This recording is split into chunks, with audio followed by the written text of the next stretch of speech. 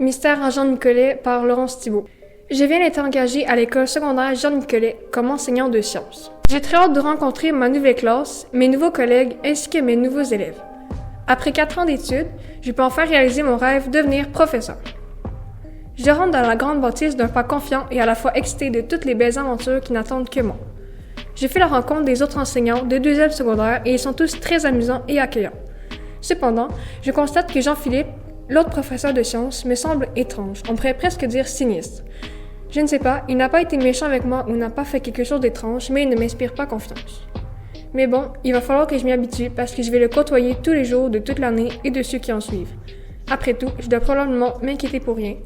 Qu'est-ce qu'il pourrait bien faire d'horrible en tant qu'enseignant? Je ne suis pas ici pour donner son meilleur ami, je suis là pour enseigner. Je reviens de mes 2 premiers cours en tant que véritable enseignant et ils se sont révélés très amusants et épuisants. Ils en ont de la jasette, les adolescents. Alors que je me rends en direction de la salle des profs, un groupe d'élèves parle à voix basse avec un air inquiet dans leur visage. « Nicole n'est pas là ce matin », dit l'élève aux cheveux noirs. « Elle n'a pas répondu à mes messages de la fin de semaine. Ça ne lui ressemble pas du tout », répond la fille aux cheveux roux frisés. La première fois que je lui ai parlé, c'est quand elle m'a écrit juste avant qu'elle se rende en reprise de temps en sciences vendredi dernier, à la pédagogique, ajoute la fille aux cheveux blancs. Jean-Philippe fait des reprises de temps les vendredis pédagogiques. Soit cette Nicole est vraiment insupportable, soit mon collègue est vraiment un professeur push. Durant le midi, les autres enseignants parlent de la disparition d'une élève de secondaire 2. Je me demande comment se nomme la jeune fille en question. Élise, l'enseignante de français, me répond que la fille se nomme Nicole.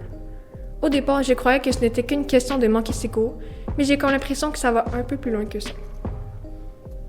J'ouvre la bouche pour dire ce que je pense de ce Jean-Philippe, mais je la referme immédiatement quand je vois par la fenêtre l'enseignant Jean-Philippe sortir une clé de ses poches et entrer dans un petit cabanon, servant probablement de rangement pour les tondeuses et autres matériaux de jardinage à l'arrière de l'école. Qu'est-ce qu'il fait là? Est-ce qu'il enlève les élèves et les enferme dans ce cabanon? Il n'y a pas assez de place pour enfermer des élèves là-dedans. Je serais mieux de ne pas en parler aux autres enseignants. Ils vont tous me prendre pour un fou si je leur dis que je soupçonne un de leurs loyaux collègues de kidnapper des élèves.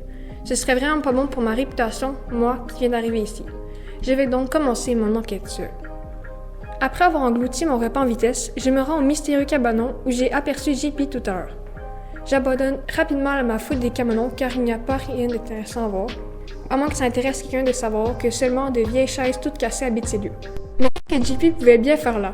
Peut-être qu'il portait des chaises? Non, sinon je l'aurais vu. Peut-être qu'il voulait se trouver un endroit tranquille pour se décrotter le nez sans que personne ne le dérange. Ok, peut-être qu'ils exagèrent un peu, mais toute cette histoire est étrange. Disparition d'une jeune fille après avoir été en reprise de temps avec Jean-Philippe. Ensuite, celui-ci va dans un cabanon rempli de chaises cassées pour faire je ne sais quoi. Le vendredi matin, je décide de me rendre dans la classe de mon collègue étrange pour fouiller un peu. Qu'est-ce que je cherche? Je n'en ai aucune idée, mais je garde quand même les yeux grands ouverts sur toute trace suspecte que je pourrais trouver dans ces lieux. J'aperçois une grande garde-robe à l'arrière de la classe. Bien sûr, à l'intérieur, je ne trouve que des centaines de piles de papier. Une porte tout au fond du placard attire mon attention. J'imagine plusieurs scénarios mettant en scène différentes choses qui pourraient se trouver derrière cette porte mystérieuse. Un labo secret servant d'élevage de coccinelles géantes pour une future invasion dans l'école. Une mine remplie d'or est située juste en dessous de l'école et il veut devenir l'homme le plus riche au monde. Il n'y a qu'une façon de le savoir. J'essaie de me faire un chemin dans cette jungle de documents et finis avec beaucoup de difficulté à me rendre à la petite porte. Barré, que je suis idiot, c'était sûr. Je vais chercher un trombone, une technique utilisée toujours dans les films mais qui marche à merveille. Donc j'ouvre la porte et mon nez sent un vent d'humidité et d'odeur nauséabonde qui flotte dans l'air dès que j'y mets les pieds. Autre léger détail, il fait complètement noir. Je l'avais prévu. Je m'avance dans le noir, armé de ma lampe torche de mon cellulaire. Je pourrais également m'en servir de ce dernier pour appeler quelqu'un en cas d'attaque de zombies. Après une dizaine de mètres, j'arrive enfin à 2 portes. Toutes les deux sont identiques, couleur bleue avec la peinture défraîchie, mesurant environ 2 mètres de haut. Je suis vraiment trop stressée, il faut que je me calme. Après avoir pris une grande inspiration, j'ouvre la porte de droite. Vérifiant que je ne suis pas suivie, je rentre dans la pièce et ce que je vois est plutôt bizarre. Une grande couverture sur une table avec de grosses cordes, un grand lavabo et un îlot rempli d'instruments de chirurgie. Ça sent les produits de nettoyage. Mais qu'est-ce qu'il peut bien faire ici? J'entends tout à coup des bruits de pas venant de l'escalier. Oh non, vite!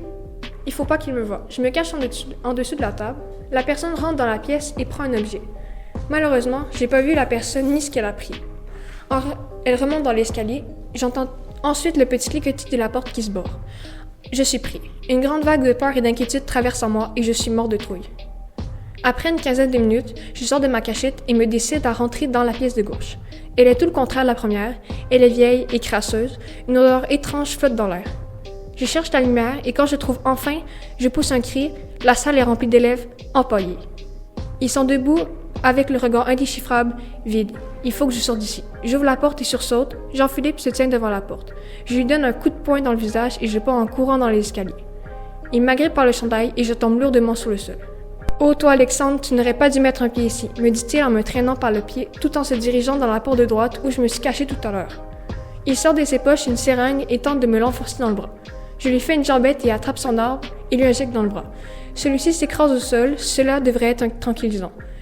Il y a une porte près du lavabo que je n'avais pas aperçue à ma première visite des lieux. On peut y voir une faible lumière. Je l'ouvre et je reconnais les lieux.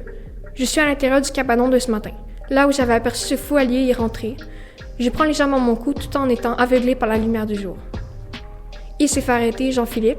J'ai appelé la police et on m'a interrogé. Tous les enfants disparus depuis près de 40 ans ont été retrouvés dans des états que l'on pouvait imaginer.